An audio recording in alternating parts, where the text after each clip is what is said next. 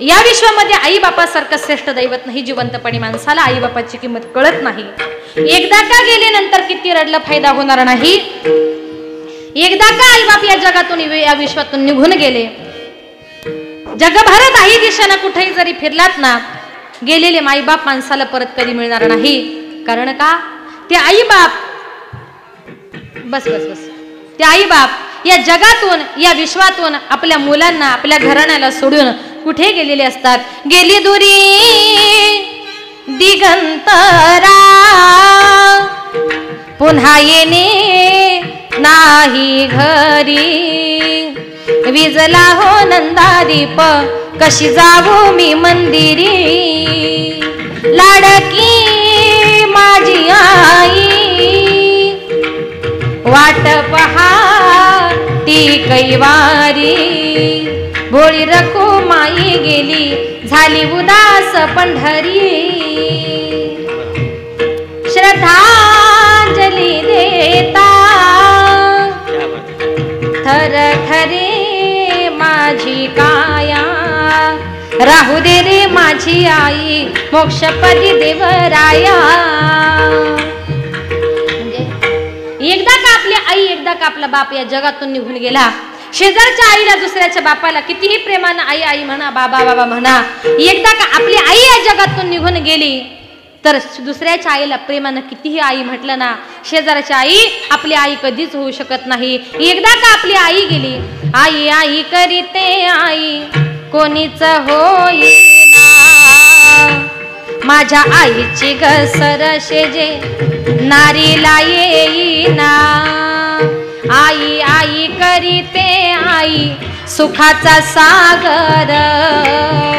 तिच्या कर्तृत्वाचा वृक्ष बहरला डेरेदार. आई आई करीते आई साखरेचा खडा. तोंडात घालते गोड झाल्या दात दाढा. दर देवावरी भार घालोनिया. तर या अभंगाद्वारे जगद्गुरु तुकोबाराय तुम्हाला आम्हाला प्रत्येकाला उपदेश करतात. उपदेश करताना तुकोबाराय म्हणतात, बाबांनो, माणूस जन्माला आला की त्याच्या पाठीमागे त्यानं केलेला भोग हा त्याच्या पाठीमागे येत असतो. कारण नीट ऐका, माणसाच्या जन्माला कारणच 3 आहेत. पहिलं म्हणजे जन्माला कारण आपली वासना जन्म घेणे लागे, वासनेच्या संगे नाही का. दुसरा जन्माला कारण म्हणजे काय, आपलं पाप. आणि तिसरा जन्माला कारण काय, आपलं कर्म. आगा कर्मी जे उरावे ते तेही सुख दुःखी फळावे. आणि तया ते भोगावया यावे देहाई का. आलिया भोगासी असावे सादर. भोग भोगण्याकरता देहा एका. म्हणजे एकट्या माणसाला कुठलाही भोग हा त्या ठिकाणी भोगावा लागतो. संसार करत असताना एखाद्या माणसाला जर दुःख झालं तर शेजारचा माणूस म्हणतो का तू रडू नको, हवं तर तुझं दुःख मला दे, असं म्हणतो का, नाही. कारण जन्माला आल्यानंतर ज्याचं त्याचं कर्म, ज्याचा त्याचा भोग हा ज्याला त्याला भोगावा लागणार आहे. आपलं कर्म भोगण्याकरता दुसरा माणूस कुठलाही त्या ठिकाणी येणार नाही. आणि ज्याप्रमाणे आपण कर्म करू, मग ते कर्म सुखरूपी असेल वा ते कर्म दुःखरूपी असेल, ज्याप्रमाणे कर्म केलं जैसे ज्याचे कर्म तैसे फळ देतो रे ईश्वर. ज्याप्रमाणे कर्म केलं त्याप्रमाणे भगवान परमात्मा तुम्हाला आम्हाला प्रत्येकाला फळ देणार. मग तुकोबाराय म्हणतात, या मृत्यूलोकाचा नियम असा आहे, माणूस जन्माला आला की त्याचा मृत्यू हा देखील ठरलेला आहे. जातस्य ध्रुवा मृत्यू आणि ध्रुव जन्म मृत्यूशज. म्हणजे जन्माबरोबर मरण आणि मरणाबरोबर पुन्हा एकदा जन्म, ही मरणाची परंपरा अखंडित आणि अबाधितपणे चालू राहणार आहे. ज्ञानोबाराय म्हणतात, तो काळ एखाद्या तरुणावर काय, एखाद्या बालकावर काय, परंतु ज्याने कधीही जग पाहिले अशा मातीच्या उदारामध्ये असणाऱ्या एखाद्या कवळ्या बालकावर देखील झडप घालतो. एथ मंगळाची अंकुरी सवेच मंगळाची पडेल पारी. मृत्यू मातेची उदर कुहनी गर्भोगिवसी. एखाद्या मातेच्या उदरामध्ये असणारं बाळ, का ज्या बाळाचा जगाशी काही संबंध नाही, ज्याला काही पाप पुण्य कळत नाही, अशा मातेच्या उदरामध्ये असणाऱ्या एखाद्या कवळ्या बालकावर देखील तो काळ झडप घालतो. म्हणून मरणाचा निश्चित नियम नाही. पण तुम्ही आम्ही मरणाला फार घाबरतो. मरणाची आठवण काढली तरी माणसाला दुःख वाटतं. बसल्या बसल्या बोलता बोलता मुलांचं भांडण झालं. एक जण म्हटलं अरे जा तू तिकडेच मर. दुसरा म्हटला काय रे तुम्हाला मर म्हणतो मी का तुझ्या बापाच्या घरी खातो म्हणता ना. म्हणजे मरणाची नुसती आठवण काढली तरी आपल्याला दुःख होतं आणि एखादा माणूस मेला तरी आपण रडतो. पण संत महात्मे म्हणतात तुम्ही सगळे लोक मरणाला घाबरता पण आम्ही आमच्या मरणाचं काय केलं. मरण माझे मरुनी गेले हो गेले मरण माझे मरुनी गेले मरण माझे मरुनी गेले हो गेले मरण माझे मरुनी गेले मरण माझे मरुनी गेले मरण माझे मरुनी गेले.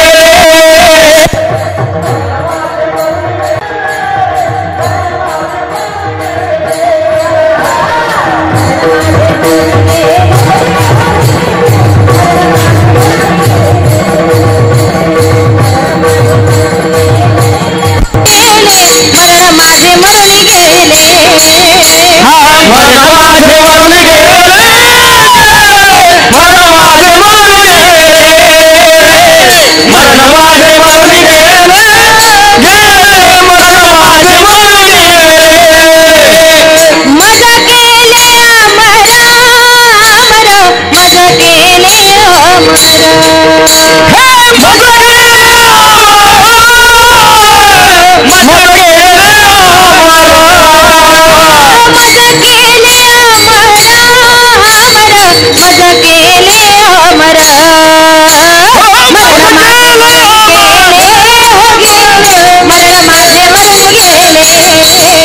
मरण माझे मरुनी गेले हो गेले मरण माझे मरुनी गेले मरण माझे मरुनी गेले मरण माझे मरुनी गेले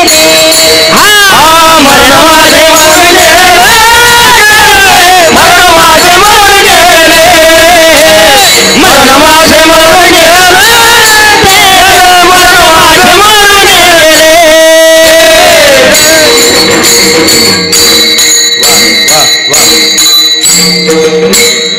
संत महात्मे म्हणतात मरण माझे मरुनी गेले मज केले अमर नाही का आपुले मरण पाहिले म्या डोळा तो हा सुख सोळा अनुपम्य. संत महात्मे म्हणतात आम्ही आमचं मरण आमच्या डोळ्यांनी पाहिलं तो आनंदाचा सुखाचा सोहळा मी काय वर्णन करू. संत महात्म्यांनी दुःखी मरणाचं रूपांतर सुखामध्ये केलं. पण या उलट तुम्ही आम्ही प्रत्येक मनुष्य मरणाला किती घाबरतो. एका गावात एक मनुष्य त्याने विचार केला म्हटला बाबा किती संसार केला किती प्रपंच केला हातामध्ये काय पैसा टिकत नाही त्यापेक्षा म्हटला जातो आणि एखाद्या ठिकाणी जीवच देतो. बरं जीवही असा द्यायचा एका फटक्यात माणसाचा जीव गेला पाहिजे.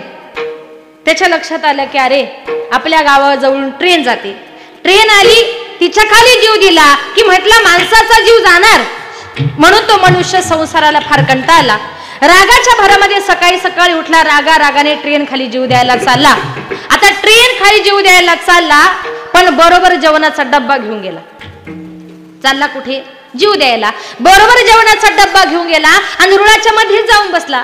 एक जण म्हटला अरे बाबा असा रुळाच्या मध्ये का बसलास ट्रेन आली अंगावरून गेली तर मरशील ना. म्हटला अरे बाबा मी मरायला चालू. तो म्हटला का रे तू मरायला आला आणि मग जवळ जेवणाचा डब्बा कशाला. तो म्हटला साहेब चुकून जर ट्रेन लेट झाली तर परत जेवायला.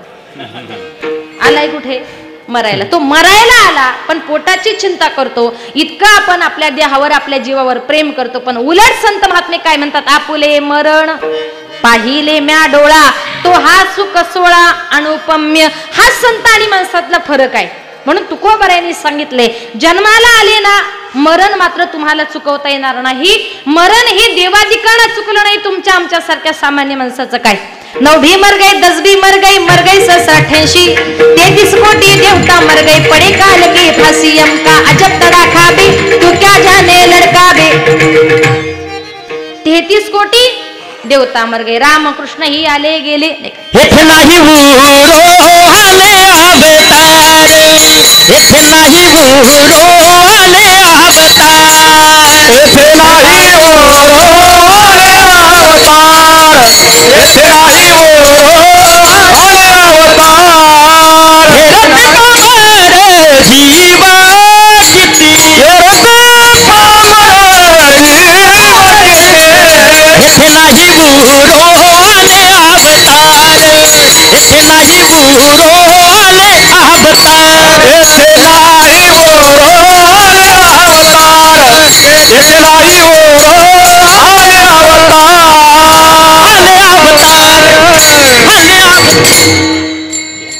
तेथे ना हिरो आले अवतार इरते पामर जीव किती अनेक अवतारी पुरुष आले, त्यांना देखील आपलं अवतार कार्य संपवावं लागलं आणि या मृत्यू लोकातून जावं लागलं. म्हणून तुकोबाराय म्हणतात आलिया भोगासी असावे सादर. भोग आणि कर्म नावाची गोष्ट देवादिकांना चुकली नाही, त्या ठिकाणी तुमच्या आमच्या सारख्या सामान्य माणसाचं काही कर्म देता झाले, प्रयत्न करता काही न चाले. चौघे पुत्र दशरथा मृत्यू समयी एकही नव्हता. दशरथ राजाची देवासारखी 4 मुलं राम लक्ष्मण भरत शत्रुघ्न, पण मरते समयी बापाला पाणी पाजायला एकही मुलगा शिल्लक राहिला नव्हता. दशरथ राजाचं कर्म, त्याचं कर्म कुठलं तर एक दिवस दशरथ राजा जंगलामध्ये शिकार करण्याकरता गेला होता. दुपारचा टाइम झाला, पोटामध्ये अन्न पाण्याचं कणही नाही, एकही शिकार हातामध्ये भेटत नाही. दशरथ राजा कंटाळला. त्याने विचार केला की समोर पाण्याचा तलाव आहे, त्या तळ्यावर दुपारच्या टायमाला कुणीतरी प्राणी पाणी पिण्याकरता येणार आणि त्या पाण्याचा आवाज झाला का त्या दिशेने आपण बाण मारायचा. म्हणून दशरथ राजा अतिशय घनदाट जंगलामध्ये धनुष्यावर बाण लावून बसलेला असताना त्याच टायमाला श्रावण बाळ आपल्या आंधळ्या आई बापाला घेऊन काशी यात्रेला चालला होता. उन्हाळ्याचे दिवस होते. आई बापाची कावड एका झाडाखाली ठेवली. आई बापाने सांगितलं बाळा अरे फार तहान लागली, जंगलातून कुठून तरी पिण्याकरता पाणी घेऊन ये. म्हणून श्रावण बाळाने आपल्या आई बापाची कावड खाली ठेवली, कमंडलू हातामध्ये घेतला आणि तो पाणी आणण्याकरता त्या ठिकाणी त्या तळ्यावर गेला. लांबूनच त्यानं आपला कमंडलू पाण्यामध्ये बुडवला. शास्त्र असं सांगतं कुठल्याही पाहुण्या माणसाला पाणी देताना आपल्या बोटाचं जे काही नख आहे त्या नखाचा स्पर्श पाण्याला होता कामा नाही, कारण आपल्या नखामध्ये जेवढं विष असतं तेवढं कशातच नसतं. आपण म्हणतो पाण्यासारखं पुण्य नाही आणि एखाद्या आलेल्या पाहुण्याला पटकन जर काही बायकांना बरंच असं बोट सगळं बोट बुडून पाणी देतात, घ्या पाणी, पण पाप लागतं. काय म्हणतो आपण पाण्यासारखं पुण्य नाही, बोट बुडून जर पाणी दिलं समोरच्या पाहुण्याला पाणी नाही, विष पाजल्याचं पाप लागतं. म्हणून पाणी देताना जरा सावध बघा. म्हणून पूर्वीच्या काळच्या साधूच्या कमंडलूला कडी असायची का तर नखाचा स्पर्श पाण्याला होणे. लांबूनच कमंडलू पाण्यामध्ये बुडवला. पाण्याचा बुडबुड असा आवाज झाला. दशरथाला वाटला अरे नक्कीच कुणीतरी प्राणी पाणी पिण्याकरता आला. दशरथाने पुढचा मागचा विचार न करता डायरेक्ट बाण मारला. आई बापाला तहान लागली, बाळ गेला पाण्याला. आई बापाला तहान लागली, बाळ गेला पाण्याला. दशरथाने बाण मारिला श्रावण बाळाला. दशरथाने बाण मारिला श्रावण बाळाला. दशरथाने बाण मारिला श्रावण बाळाला. दशरथाने बाण मारिला श्रावण बाळाला. येरबा विठ्ठला, येरबा विठ्ठला, येरबा विठ्ठला, येरबा विठ्ठला तू येरबा विठ्ठला. ओल्या गाव कौतुके तू येरबा विठ्ठला. येरबा विठ्ठला तू येरबा विठ्ठला. ओल्या गाव कौतुके तू येरबा विठ्ठला. आई बापाला तहान लागली, बाळ गेला पाण्याला. दशरथाने बाण मारिला श्रावण बाळाला. पाण्याचा आवाज झाला. दशरथाला वाटला अरे नक्कीच कुणीतरी प्राणी पाणी पिण्याकरता आला. दशरथानं पुढचा मागचा विचार न करता बाण मारला. तोच बाण श्रावण बाळाच्या छातीमध्ये जाऊन लागला. श्रावण बाळ विव्हळला, खाली पडला. सराला तो धावून आला काळ, विव्हळला श्रावण बाळ. श्रावण बाळ विव्हळला, खाली पडला. दशरथाच्या लक्षात आलं की अरे माझ्या हातून कुठल्या तरी प्राण्याची शिकार न होता माणसाची शिकार झाली. पळत गेला, त्याला उचललं. त्याला सांगितलं मी दशरथ राजे, तू कोण आहेस? त्यानं सांगितलं मी श्रावण बाळ आहे. माझे आई बाप आंधळे आहेत, त्यांचा मी एकुलता एक मुलगा आहे आणि त्यांना घेऊन मी काशी यात्रेला चाललो होतो. पण दशरथा तुम्हाला बाण मारलास, माझे प्राण घेतलेस, आता मी मरणार आहे. पण मरते समय माझी एकाच इच्छा पूर्ण कर, माझ्या तहानलेल्या आंधळ्या आई बापाला पाणी नेऊन दे. एवढंच वाक्य बोलला आणि श्रावण बाळाने आई बाबा करत करत त्या ठिकाणी आपला प्राण सोडला. विचार करा, एकुलता एक मुलगा होता पण आई बापाला तो पाणी पाजायला राहिला का? आई बापाच्या अगोदर तो निघून गेला. मग श्रावण बाळाने सांगितल्यानुसार दशरथानं तो पाण्याचा कमंडलू भरला. श्रावण बाळाच्या आई बापाकडे गेला. त्यानं हलकेच अंदाज घेतला समोरून कुणीतरी येते. सांगितलं बाळा 2-3 तासापासून तुझी वाट बघतोय रे, पोटामध्ये अन्न पाण्याचं कण नाही, फार तहान लागली बाळा, लवकर पाणी रे. आमच्यावर रागवला का तुला पाणी आणायला पाठवलं म्हणून? हवं तर रागव, काहीतरी बोल, पण आमच्या समोर असं गप्प उभा राहू नको. मग त्यानं हळूच सांगितलं, आई बाबा मी श्रावण बाळ नाही, मी दशरथ राजा आहे. मग आमचा बाळ कुठे गेला? त्यानं सांगितलं, अचानक चुकून माझ्या हातून बाण लागला आणि तुमचा मुलगा गतप्राण झाला. आता मुलगा गेल्याची बातमी आई बापाच्या कानावर जर आली तर काय अवस्था झाली असेल हो. आई बापाने एकच हांबरडा फोडला, श्रावण बाळ. हंबरडा फोडल्या बरोबर त्या ठिकाणी आईबाप म्हटले, दशरथा अरे आमचा एकुलता एक मुलगा, आम्ही दोघंही आंधळे आहोत, आम्हाला दिसत नाही. त्या मुलाच्या जीवावर आम्ही या जगामध्ये जगत होतो, त्याच्या जीवावर आम्ही या जगामध्ये फिरत होतो. आता आमचा मुलगाच गेला, आमचा जगून फायदा तरी काय? आम्ही सुद्धा आमच्या मुलाच्या पाठीमागे मरणार आहोत. पण दशरथा मरते समय तुला एकच सांगू, ज्याप्रमाणे आम्ही पुत्रवियोगाने मरणार आहोत त्याप्रमाणे तू सुद्धा पुत्रवियोगानेच मरशील. आणि तेच कर्म पुढे कामाला आलं की खरंच ज्या टायमाला दशरथ राजाचा मृत्यू झाला ना, त्या टायमाला राम आणि लक्ष्मण दोघे जण वनवासाला निघून गेले होते. भरत आणि शत्रुघ्न दोघे जण मामाच्या घरी होते. बाप पाणी पाणी करत होता, पण पाणी पाजायला एकही मुलगा शिल्लक राहिला नव्हता. का तर श्रावण बाळाच्या आई बापाचा शाप. चौघे पुत्र दशरथा, मृत्यू समय एकही नव्हता. मग कर्म नावाची गोष्ट आहे, देवाचा बाप होता तो, त्याला तरी कर्म चुकलं का? आपण तर कोणीच नाही. म्हणून कळकळीने एकच सांगेल, जीवन जगताना आयुष्यामध्ये माणसानं पैसा थोडासा कमी कमवा, पण कुणाची शिव्या शाप लागतील असं जीवन मात्र जगू नका. कर्म नावाची गोष्ट अजूनपर्यंत कुणाला चुकली नाही. ज्याप्रमाणे कर्म केले कर्म झाले त्याची भोगाले, केले कर्म झाले त्याची भोगाले. सगळ्या गोष्टी चुकू शकतो, पण मरण नावाची गोष्ट अजूनपर्यंत कुणाला चुकवता आली नाही. ते चुकवताच येत नाही. एक सुंदर उदाहरण सांगते. एक दिवस चित्रगुप्ताने यमाला सांगितलं, यमा आत्ताच्या आत्ता मृत्यू लोकामध्ये जा आणि या 15च्या 15 लोकांना वर स्वर्गामध्ये घेऊन ये. यमानं चित्रगुप्ताची चिठ्ठी घेतली. यम खाली मृत्यू लोकामध्ये आला. खाली आल्यानंतर यमाच्या चिठ्ठीमध्ये पहिलं नाव होतं गण्याचं. आता गण्याचं म्हणजे काय? आपल्याकडे गणेश नाव असले की त्याला गण्या बोलतात ना. म्हणजे आपल्याला कधी कुणाला चांगलं बोलताच येत नाही, आपण अर्ध्याच नावाने हाक मारतो. त्याचं नाव चांगलं गणेश होतं, पण गावातले लोक त्याला गण्या गण्या म्हणून हाक मारायचे. गण्या नावानं प्रसिद्ध असल्यामुळे यम प्रथम गण्याच्या घरी गेला. गण्या म्हटला, नमस्कार रामराम, तुम्ही कोण आहात? त्यानं सांगितलं, मी यम आहे. गण्या म्हटला, का रे यमा माझ्या घरी कशाला आलास? यम म्हटला, तुला घ्यायला आलो. पण गण्या म्हटला, माझ्याच घरी का आलास? यम म्हटला, हे बघ गण्या, चित्रगुप्तानं मला ही 15 लोकांची यादी दिली आणि सांगितलं या 15 लोकांना 2-4 दिवसामध्ये स्वर्गामध्ये घेऊन ये. बरं, यादीमध्ये पहिला नंबर तुझा आहे म्हणून मी प्रथम तुझ्या घरी आलो. गण्या फार हुशार होता. आता गण्याला वाटलं 15 लोकांना 2-4 दिवसामध्ये न्यायचंय, पण पहिला नंबर तर आपलाच आहे, मग आपणही आपलं मरण जरा 2-4 दिवस पुढे ढकलावं. गण्या हुशार होता. गण्या म्हटला, यमा तू आता आला ना, दुपारचा 1 वाजला, मला ही भूक लागली, तुला ही भूक लागली असेल, माझ्या बायकोला मस्तपैकी 5 पकवानाचं भोजन बनवायला सांगतो आणि एकदा का जेवण झालं की यमा तुम्हाला बिनधास्त घेऊन जा. यम म्हटला, ठीक आहे. म्हटला, मलाही फार भूक लागली, कंटाळा आलाय. ठीक आहे. म्हटलं, तुझ्या बायकोला स्वयंपाक बनवायला सांग. यमाच्या बायकोने त्या ठिकाणी स्वयंपाकाची तयारी केली. स्वयंपाक तयार झाला, ताटं वाढण्यात आली. गण्याची बायको म्हटली, आहो जेवण तयार आहे.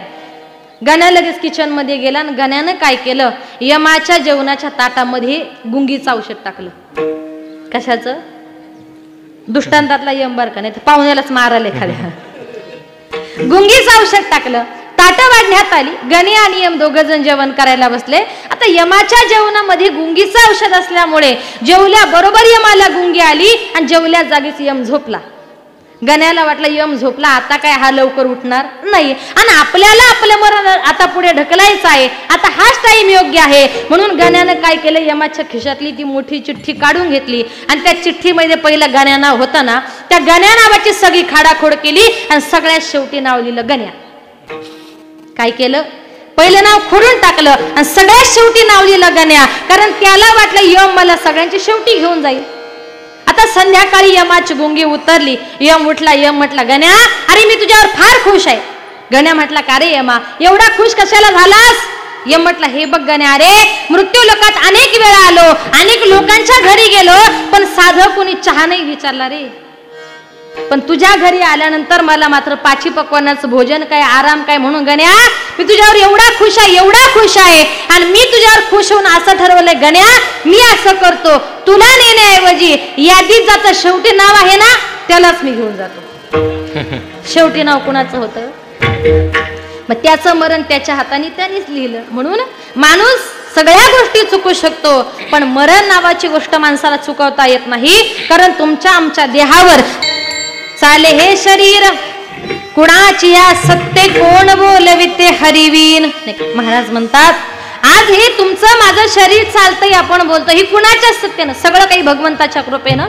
बरेच लोक म्हणतात हे कमवलं माझं, मी कमवलं नाही. आपण कमवणारे कुणीच नाही, सगळं काही भगवंताच्या हातामध्ये आहे. म्हणून हे मी कमवलं, हे मी केलं असं अजिबात म्हणायचं नाही. भगवंताच्या मनात आलं एका क्षणात भगवंत आपल्या शरीराचं काही करू शकतो.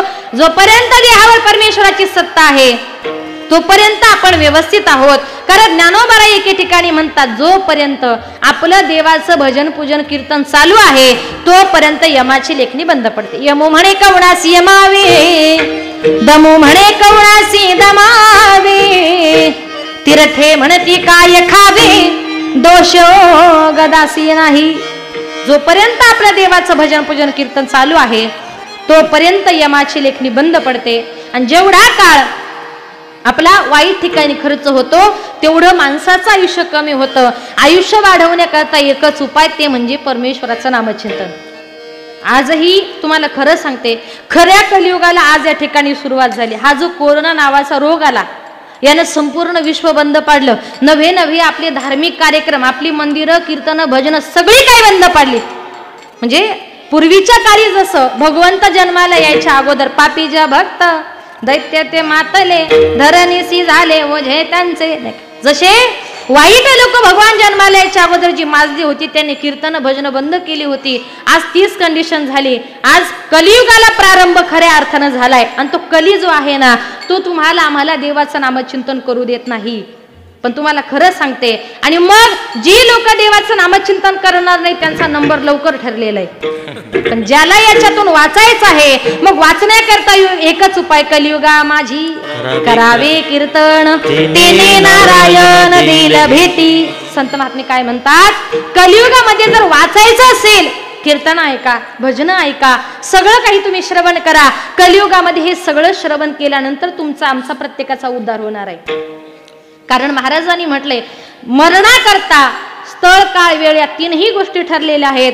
पण भगवंताचं नामचिंतन करण्याकरता काळ वेळ नाम उच्चारिता नाही, दोन्ही पक्ष पाही उद्धरती. नाही का, कुठल्याही ठिकाणी कुठल्याही स्थळी, रात्री काय दिवसा काय मध्यरात्री काय, कधीही आपण देवाचं नामचिंतन करू शकतो. मग संत महात्मे तुम्हाला मला प्रत्येकाला देवाचं नामचिंतन करण्याचा जो आग्रह करतात तो कशा करता? संत महात्मे म्हणतात, एवढी घाई कशा करता करतो, घडोघडी काळ वाटयाची पाहे, अजून किती आहे अवकाश. नाही का, तो काळ तुमच्या आमच्या प्रत्येकाचा उषाशास टपून बसलेला आहे. आणि संतांना वाटतं का तुम्ही नरकात जायच्या अगोदर तुम्ही देवाचं चिंतन करून घ्या. कारण संत महात्म्यांनी म्हटलंय, आपण जर देवाचं चिंतन केलं नाही तर आपला जन्म फुकट गेला असं समजा. नाही तरी गेला जन्म वाया, सांगतो तुम्हासी बाजारे. बाबांनो, जन्माला आले तुम्ही विठ्ठलाचं भजन करा. पण आपलं तसं नाही. आपण रात्रंदिवस धन पैसा संपत्ती कमवण्याच्या मागे लागतो. हे माझं, ते माझं, बंगला माझा, गाडी माझी, सगळ्या जगदुनीला आपण माझं माझं म्हणतो.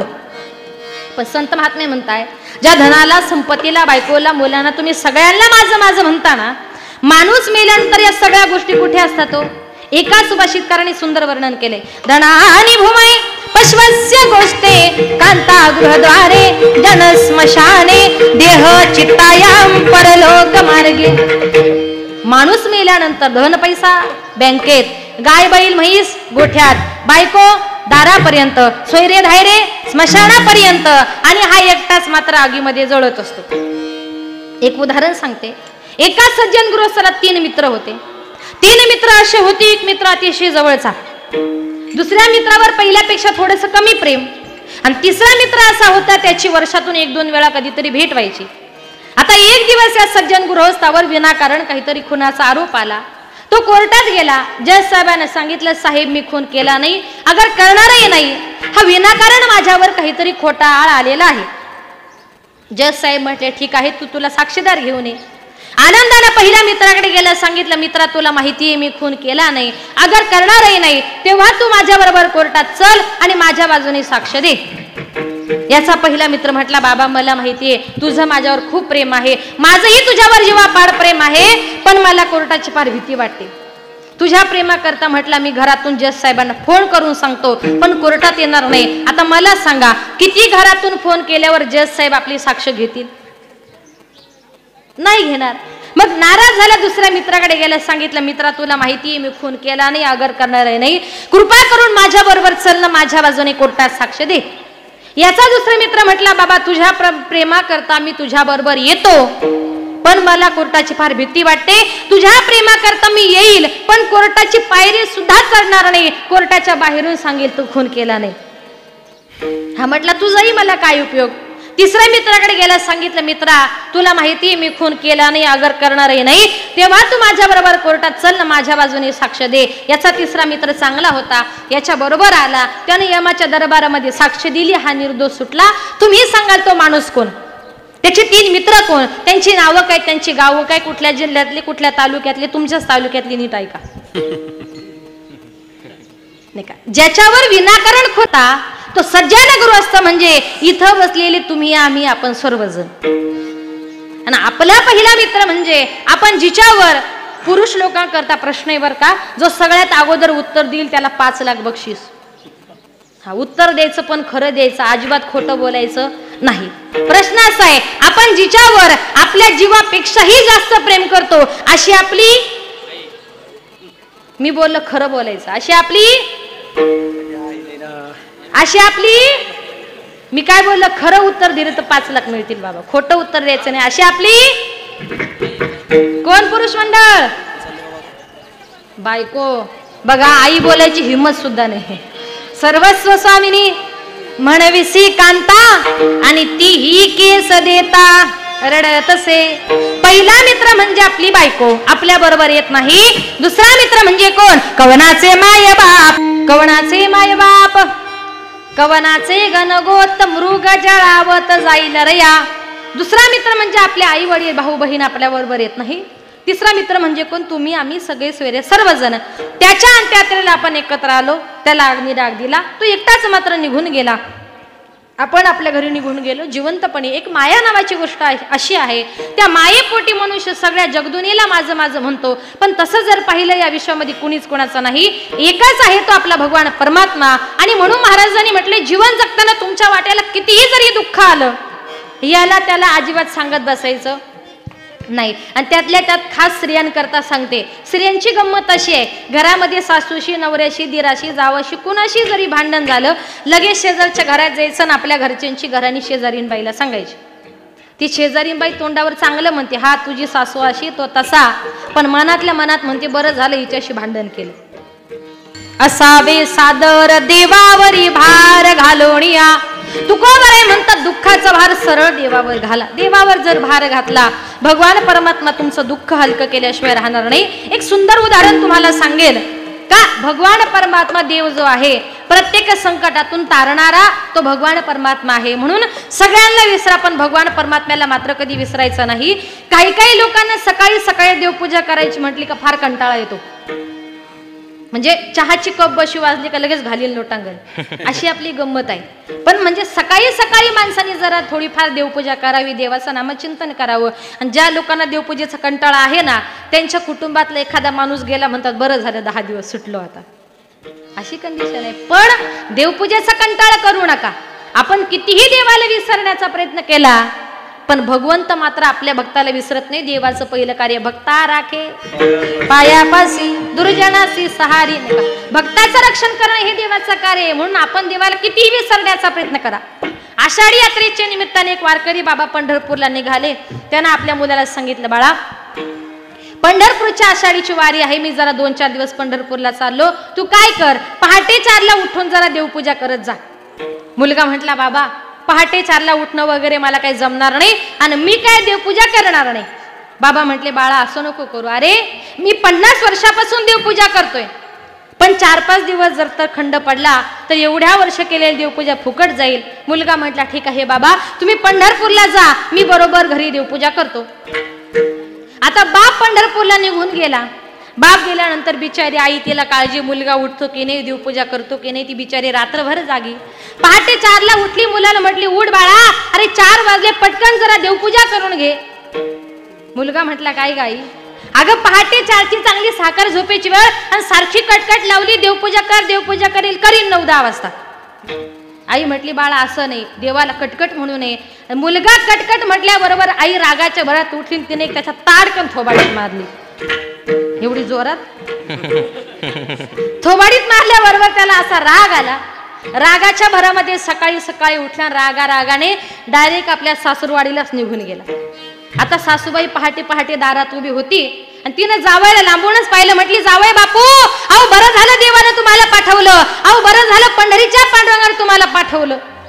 जावई म्हटला सासूबाई, अहो सकाळी 6 वाजता एवढं कौतुक कशा करता चाललंय, देवानं पाठवलं, पांडुरंगानं पाठवलं. म्हटली कसं आहे ना जावई बापू, काल तुमचे वडील आमच्या घरी आले, तुमच्या सासऱ्यांना अगदी जबरदस्तीने पंढरपूरला घेऊन गेले. आज आषाढी एकादशी आहे, मला कालपासून चिंता पडली होती, देवपूजा कोण करेल. म्हटली बरं झालं टाइमावरच आला. आता म्हटलं तिकडून सुटलो आणि इकडे आलो. आता सासू म्हटल्यावर नाही म्हणता येत नाही. पहाटे 4ला सासूबाईने उठवलं, जावईने देवपूजा करायला सुरुवात केली. सासूबाईने अगोदरच सुगंधी फुले, सुगंधी अगरबत्त्या, सुगंधी अत्तर, सगळं काही सुगंधी सामान दिलं आणि जावई बापूनं देवपूजा करायला सुरुवात केली. तेवढ्या शेजारी बाई आली. ती म्हटली का हो तुम्ही रोज देवपूजा करता, पण आज इतका सुगंध कसला येतोय. म्हटली कसं आहे ना, काल आमचे हे पंढरपूरला गेले, योगायोगानं जावई आले, मग जावयाची देवपूजा म्हणजे सगळ्या कशा हायफाय गोष्टी पाहिजे. म्हटली काय ग तुझे जावई देवपूजा पण करतात. म्हटली हो अगदी उत्तम प्रकारे, अगदी छान प्रकारे. मग म्हटली बरं झालं, आमचे हे पण कालच पंढरपूरला गेलेत, जरा तुझी पूजा झाली का माझी पण करायला पाठव. यानं ऐकलं.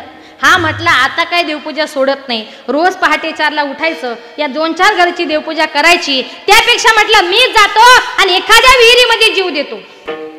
इतका देवपूजेला कंटाळला. रागाच्या भरामध्ये सकाळी उठला, रागाने विहिरीकडे चालला. विहिरी जवळ गेला, जीव देणार. शेतकरी म्हटला अरे थांब, माझ्या विहिरीमध्ये कशाला जीव देतोस. तुला जर संसाराचा कंटाळा आला असेल ना, कामाचा कंटाळा आला असेल ना, तर माझ्या घरी चल, मी तुला कुठलंच काम सांगणार नाही. 2 टाइम नाश्ता, 2 टाइम जेवण, 2 टाइम चहा, दिवसभर आराम, फक्त एकच काम करायचं, रोज पहाटे 4 वाजता उठून देवपूजा. काय चाले महाराज. नाही आधी अंती अवस्था आपुला तो एक देव करुणी घ्यावा. नाही का तुकोबर आहे म्हणतात बाबांनो. जन्माला आले हिंदू धर्मामध्ये 33 कोटी देव आहे, पण सगळेच नाही. आपुला तो एक, अनेक असं म्हटलंय का, अजिबात नाही. कुठला तरी एकाच भगवान परमात्मा आपला करा आणि एक परमात्मा आपला केल्याशिवाय तेने विन जीवा सुख न हे, त्याशिवाय तुम्हाला आम्हाला या संसारामध्ये सुख मिळणार नाही. कारण महाराजांनी म्हटलं, प्रत्येकाला वाटतं हा सुखी तो सुखी, पण रामदास स्वामी वर्णन करतात जगी सर्व सुखी असा कोण आहे, विचारे मना तूच शोधून पाहे. या जगामध्ये कोणी सुखी नाही, पण प्रत्येकाचा एक गैरसमज आहे. माझ्या शेजारचा फार सुखी, मी फार दुःखी. एका गावात शेजारी 2 घरं होती. त्या 2 घरांची कंडिशन अशी, एका बाईचा नवरा घरामध्ये आला का दोघा नवरा बायकोची सारखी भांडण, त्यांच्यामध्ये आयुष्यभर शिव्यांशिवाय दुसरं बोलणंच नाही. आणि दुसऱ्या बाईचा नवरा असा होता, तिचा नवरा घरामध्ये आला का त्या घरातून फक्त हसण्याचाच आवाज यायचा. ही बाई म्हणायची कुठून माझ्या नशिबाला पडला, घरात आला की सारखा भांडतो, सारखा शिव्या देतो, याला चांगलं बोलताच येत नाही. आणि शेजारी बाईचा नवरा किती हसतो. तिनं ठरवलं, आता म्हटली महाराष्ट्र शासनानं आपल्याला 50% आरक्षण दिले, म्हटली आता इथून पुढे नवऱ्याला घाबरायचं. किती जोरात नाही म्हटल्या बघा, आता उद्यापासून तुमचं काही खरं नाही. तिने ठरवलं, म्हटले आता नवऱ्याला घाबरायचंच नाही. संध्याकाळी नवरा घरामध्ये आला, त्यानं भांडायला सुरुवात केली का त्याला उलट बोलायचं. संध्याकाळी नवरा घरामध्ये आला, त्यानं सवयीप्रमाणे भांडायला सुरुवात केली. ती म्हटली का हो रोज घरात आले की मला सारखे शिव्या देता मारता, तुम्हाला नीट बोलताच येत नाही का, चांगलं हसताच येत नाही का. जरा शेजारच्या घरात जा आणि तुमच्या त्या मित्राचा हसायचा आदर्श घेऊन या. नवऱ्याने विचार केला, अरे बायको एवढ्या वर्षात कधी नाही बोलली, आज बोलली, हिच्या बोलण्यात काहीतरी तथ्य आहे. शेजारच्या घरात गेला आणि म्हटला, मित्रा अरे आम्ही दोघं नवरा बायको रात्रंदिवस भांडतो, तुम्ही दोघे सारखे हसता, बरं हसण्यासाठी करता तरी काय आम्हालाही सांगा, म्हणजे आम्ही पण थोडं थोडं हसत जाऊ. म्हटलं मित्रा तुला ऐकायचंय हाय ते बरे. म्हटलंय कसं आहे ना, तुम्ही दोघे जण भांडता, आम्ही दोघे हसतो, याला कारण एकच आहे. म्हटलं माझं माझ्या बायकोचं भांडण झालं का माझी बायको माझ्या पाठीमागे लगेच लाटणं घेऊन लागते. चपात्या लाटायचं, लाटणं घेऊन पाठीमागे लागली का मी जोरात पळतो, मी पळालो की मला लाटणं फेकून मारते, लागलं का ती हसते आणि हुकलं का म्हटलं मी हसतो. म्हटलं आपलं बरं आहे, तुमची लाटण्याची मारामारी, कमीत कमी आपल्या शिव्या तरी. म्हणजे प्रत्येकाला असं वाटतं त्यांचा संसार त्यांचा प्रपंच सुखाचा आहे, पण कुणाचाही संसार कोणाचाही प्रपंच सुखाचा आहे. दुःख बांधवडी आहे हा संसार. हा संसार मुळातच दुःख रूप आहे. म्हणून या संसारामध्ये कुठल्याही प्रकारचं सुख तुम्हाला आम्हाला या जगामध्ये शोधून मिळणार नाही. आणि म्हणून महाराज म्हणतात, जी लोक जन्माला आल्यानंतर देवाचं नामचिंतन करत नाही ना, त्यांचा जन्म फुकट गेला असं समजा. कारण तुम्ही जन्माला आले आणि देवाचं चिंतनच नाही केलं तर नरकाची प्राप्ती ही तुम्हाला निश्चित आहे. कारण महाराजांनी म्हटले, मग संत महात्मे तुम्हाला एवढ्या तळतळीने सांगतात बाबांनो का तुम्ही देवाचं चिंतन करा. बरं तुकोबा रे कधी कधी म्हणतात, लागून या पाया, मी पाया पडतो तुमच्या. आपण एखाद्या माणसाच्या कधी पाया पडतो, एखाद्या माणसाचं आपलं एखाद्या माणसाकडे अर्जंट काम असेल, तो आपल्यापेक्षा वयानं लहान जरी असला, आपण म्हणतो बाबा पाया पडतो रे, पण माझं एवढं काम कर. तसं तुकोबाऱ्यांना काही त्यांच्या जमिनीवर आपल्या सह्या घ्यायच्या आहे का? आपण त्यांना वारसदार आहोत का? नाही. पण तरी तुकोबाराय म्हणतात, लागून या पाया विनवितो तुम्हाला. कशा करता पाया पडतात, कशा करता विनवतात? कर टाळी बोला मुखी नाम. एकच तळमळ आहे, एकच विनंती आहे, हातानं टाळी आणि मुखानं परमेश्वराचं नामचिंतन. कारण संत महात्म्यांना माहितीये, आपण जर देवाचं नामचिंतन केलं नाही तर ज्ञानोबाराय म्हणतात, तुमची ज्ञानोबाराय हरिपाठामध्ये वर्णन करतात, हरिविन जन्म नरकाची पैजाना, यमाचा पाहुणा प्राणी होय. देवाचं नामचिंतन केलं नाही तर नरकात गेल्याशिवाय राहणार नाही. यमाचा पाहुणा प्राणी होय. तुम्ही यमाचे देखील पाहुणे लवकर झाल्याशिवाय राहणार नाही. म्हणून यमाचा पाहुणा जर व्हायचा नसेल तर हरिमुखे म्हणा, हरिमुखे म्हणा, पुण्याची गणना कोण करी. म्हणून तुकोबाराय म्हणतात, आलिया भोगासी असावे सादर, देवावरी भार घालून या. बरं काही साधकांनी तुकोबारायांना प्रश्न केला, तुकोबाराय तुम्ही म्हणता की जन्माला आल्यानंतर आपल्या संसाराचा जो भार आहे तो तुम्ही देवावर घाला. बरं आम्ही आमच्या संसाराचा भार देवावर घालू, तुम्ही सांगता देवाचं भजन करा, देवाचं कीर्तन करा. तुमच्या म्हणण्यानुसार आम्ही आषाढी कार्तिकेला, आळंदीला काय, पंढरपूरला काय, त्र्यंबकेश्वरला काय, सगळीकडे आम्ही जाणार. पण आम्ही गेल्यानंतर आमच्या घरची जबाबदारी कोण घेणार? तुकोबाराय म्हणतात, पाळनाची नाही चिंता, ठावरिता देवाचा. तुम्ही तुमच्या संसाराचा भार भगवंतावर टाकून जर तुम्ही तीर्थयात्रेला जर गेलात तर तुमच्या घरची जबाबदारी. वा मग तो कृपा सिंधू निवारी साकडे येरती बापुडे काय रंक. महाराज म्हणतात, आपण आपल्या भोगाचा भार जर देवावर घातला, भगवान परमात्मा कृपा सिंधू म्हणजे कृपेचा सागर असा भगवान परमात्मा येरती बापुडे काय रंक. आपल्या भक्तावर कृपा करताना, माझा भक्त लहान आहे, मोठा आहे, गरीब आहे, श्रीमंत आहे, याचा मुळीच माझा भगवान परमात्मा भेदभाव करत नाही. कुठल्याही भक्तावर आपली कृपा करतो, पण कुठल्या भक्तावर करतो?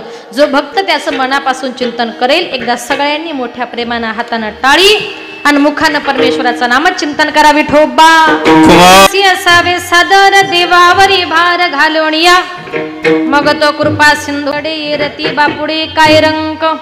आता या ठिकाणी माझ्या अल्पमतीप्रमाणे अभंगाच्या फक्त पहिल्या चरणाचा धावता भावार्थ आपल्या समोर मांडण्याचा प्रयत्न केला.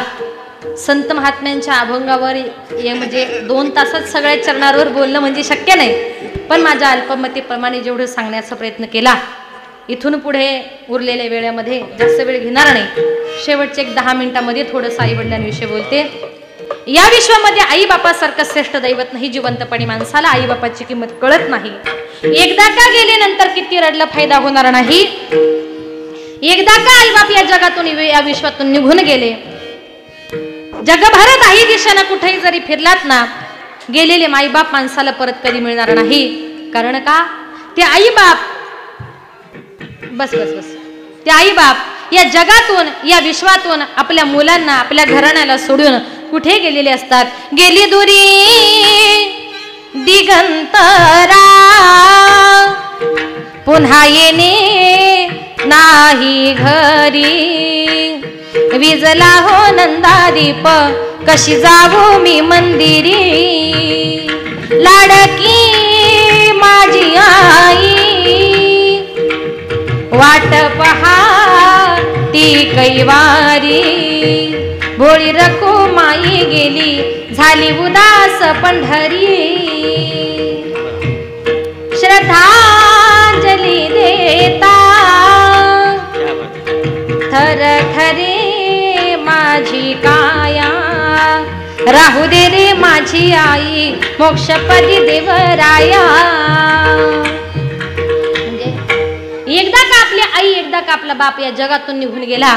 शेजारच्या आईला दुसऱ्याच्या बापाला कितीही प्रेमानं आई आई म्हणा बाबा बाबा म्हणा. एकदा का आपली आई या जगातून निघून गेली तर दुसऱ्याच्या आईला प्रेमानं कितीही आई म्हटलं ना शेजारची आई आपली आई कधीच होऊ शकत नाही. एकदा का आपली आई गेली आई आई करीते आई कोणीच होईना. माझ्या आईची घसर शेजे नारीला येईना. आई आई करीते आई सुखाचा सागर. तिच्या कर्तृत्वाचा वृक्ष बहरला डेरेदार. आई आई करीते आई साखरेचा खडा. तोंडात घालते गोड झाल्या दात दाढा. आई आई म्हणायला किती गोड वाटतं. तोंडामध्ये साखरेचा खडा टाकावा ना. इतकं आई बापाचं नाव गोड असतं. पण तेच आई बाप एकदा का माणसाला सोडून गेले माणसाला अन्न पाणी गोड लागत नाही. या विश्वामध्ये आई बापासारखं श्रेष्ठ दैवत नाही. म्हणून आई बापाचं जे उसनं एखाद्या शेजारीन बाईचं उसनं जर घेतलं तर तिला परत द्यावं लागतं. पण आई बापाने जन्म दिलाय ते उसनं आपण परत कधी देतो का. शेजीचं उसनं घेते दारात बसून. माझ्या आईचं उसन माझ्या जन्मापासून. शेजारीन बाईचं उसनं द्यावं लागतं. आई बापाचं घेतलेलं उसनं आपल्याला परत द्यावं लागत नाही. या जगामध्ये निस्वार्थ प्रेम करणारं नातं जर बघितलं ना ते फक्त आई बाप आपल्या मुलावर निस्वार्थ प्रेम करतात. एकदा का आपली आई गेली सोडून या गेली आई मायले कराना.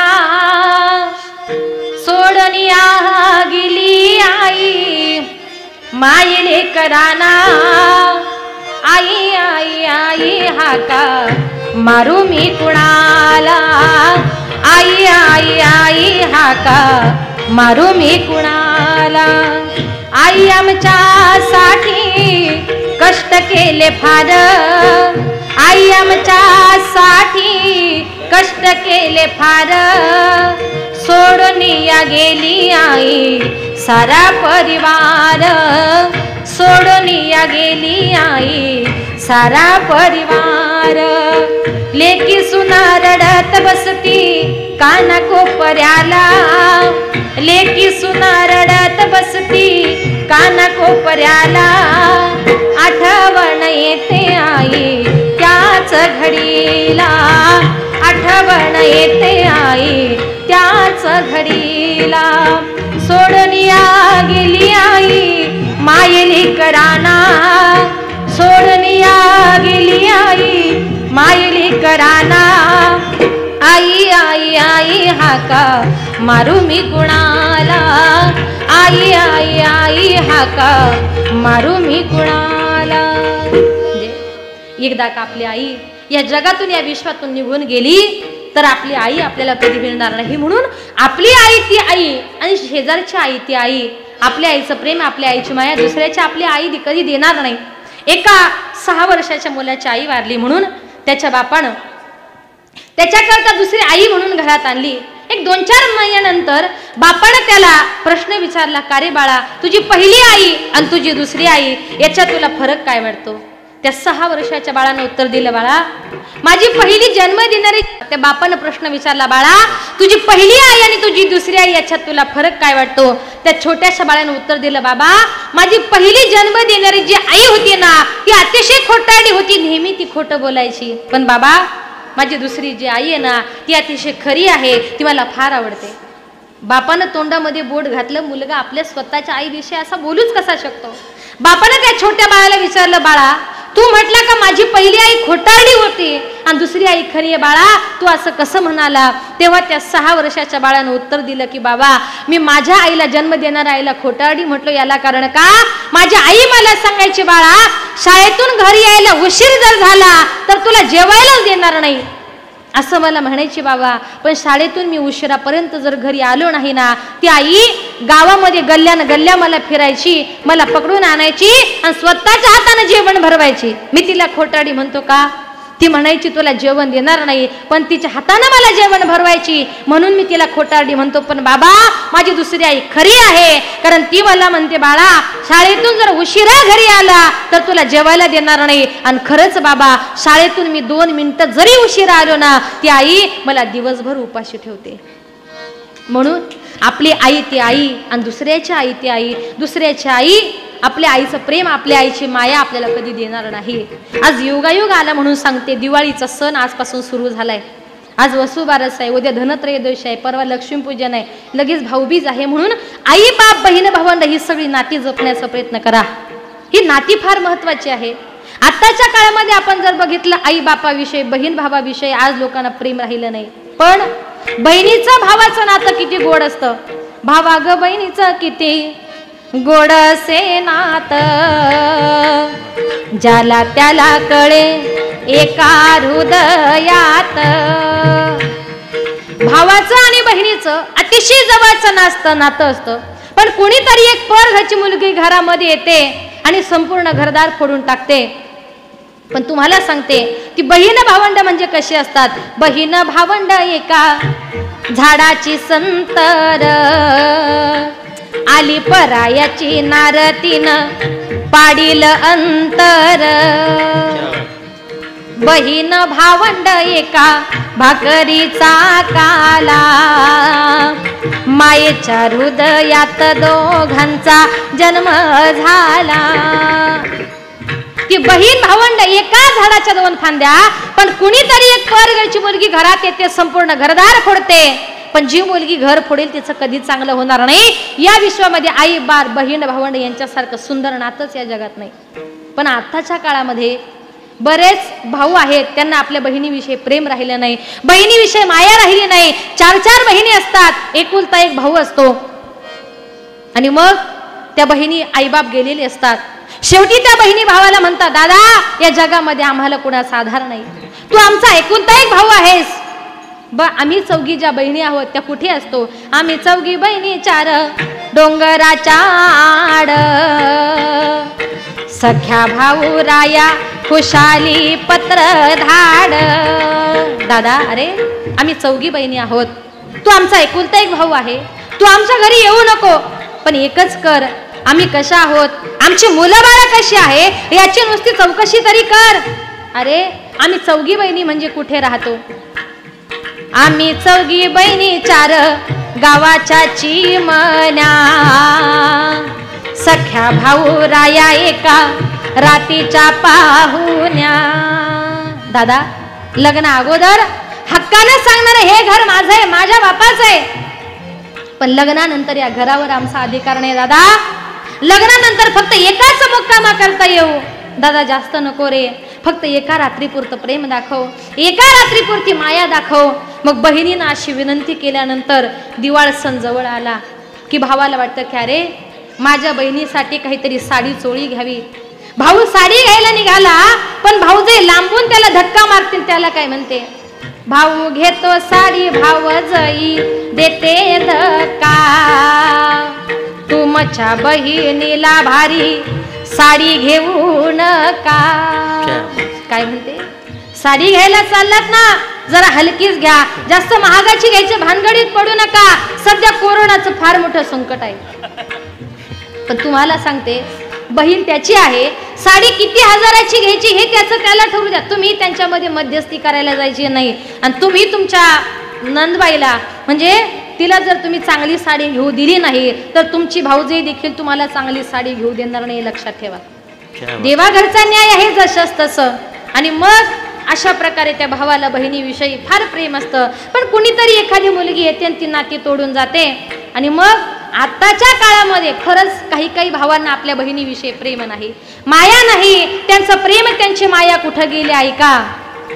आताच्या काळात माया नाही ग भावाला, वाकडी केली वाट गेला सासूरवाडीला. कुठे जातो? सासऱ्याच्या घरी. सासऱ्याच्या घरी जायचे किती तयारी, सासूरवाडीला जायला गाडी वडली ताढली, बहिणीच्या गावा जाया यांची गाडी पंक्चर झाली. सासऱ्याच्या घरी जायचंय किती आटापिटा, पण बहिणीच्या घरी जायला त्याला टाइम नसतो. पण इतका वाईटपणा करू नका. भाऊ बहिणीशी कितीही वाईट वागला ना, बहिणीला आपल्या भावाविषयी प्रेम असतंच. त्यानं तिला नाही भाऊबीज आणली, नाही साडी आणली तरी बहीण नाराज होत नाही, पण उलट आपल्या भावाचं कौतुक सगळ्या गावाला सांगते. आयानो बायानो काय पाहता खेड्याला, सोन्याचं कुलूप माझ्या भावाच्या वाड्याला. असतं का कधी? आणि जर असं तर चोरांनी ठेवलं असतं का? नाही.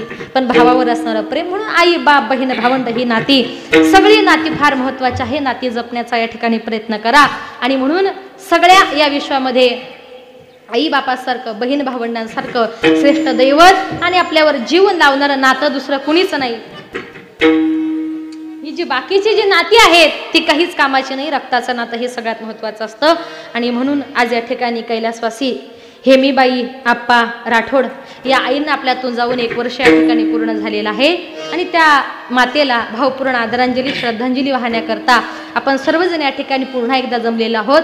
भगवंताच्या चरणी एकच प्रार्थना करूया की आमच्या आईंना भगवंत एक स्वर्गामध्ये चांगल्या ठिकाणी स्थान देव, ईश्वर त्यांच्या आत्म्याला चिरशांती देव, अशी ईश्वरचरणी या ठिकाणी प्रार्थना करते.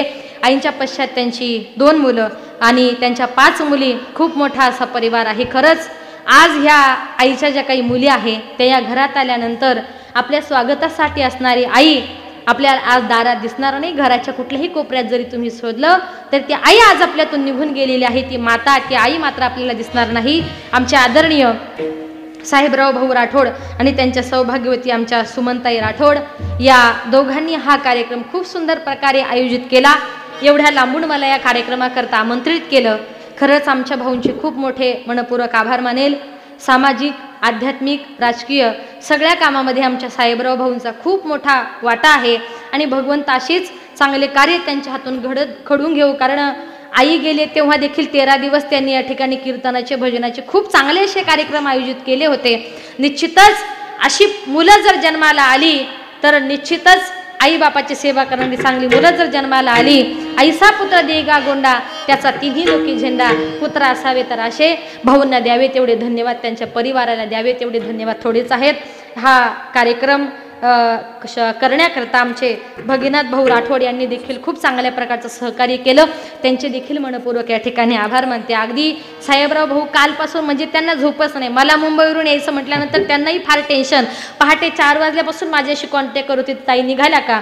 पण आम्ही रात्री जवळजवळ 11:30ला भिवंडीवरून निघालो आणि कंप्लीट 7 वाजता आपल्या गावात पोहोचलो. आल्यानंतर थोडासा आराम, चहा पाणी, नाश्ता. खूप चांगली माणसं घरातली आहेत, खूप चांगल्या प्रकारे सोय केली. माझ्या सगळ्या माता भगिनींचे मनपूर्वक आभार मानेल. आजची जी काही कीर्तन रूपी सेवा आपल्या परिसरातले आदरणीय हरिभक्त परायण शिवशाहीर विनोद सम्राट रामेश्वर महाराज मगर यांच्या विनंतीला मान देऊन महाराजांचा देखील या कार्यक्रमाच्या निमित्ताने पहिलाच परिचय झाला.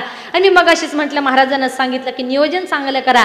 ते म्हटले ताई माझा परिचय नव्हता, पण ते म्हटले ताई मी स्वतः कीर्तनकार आहे, नियोजनात तुम्हाला कुठेच कमी पडणार नाही. अगदी बोलण्यासारखं तुम्ही वचन पाळलं. तुमचे या ठिकाणी मनपूर्वक आभार. आवाजही फार गोड आहे, सुंदर प्रकारे गायन केलं. तुमचे या ठिकाणी मनपूर्वक आभार मानते. आदरणीय हरिभक्त परायण तळेकर महाराज, आपलाही आवाज फार गोड आहे. खूप आनंद वाटला. असे गायक जर असतील तर अजूनही 4-2 तास कीर्तन केलं तरी मला टेन्शन नाही.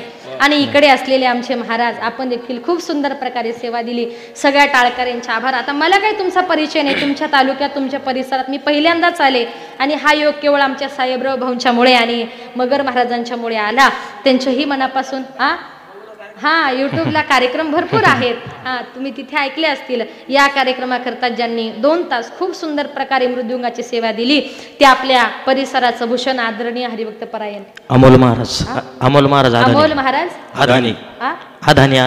आधाने यांनी खूप सुंदर प्रकारे मृदुंगाची सेवा दिली. महाराजांनी सांगितलं मृदुंगाचार्य 1 नंबरच राहील ताई, काळजी करायची नाही. पण खरंच आपल्या परिसरामध्ये इतका सुंदर मृदुंगाचार्य आहे, त्यांच्याकरता जरा टाळ्या वाजवावा. खूप त्यांचे या ठिकाणी मनपूर्वक आभार.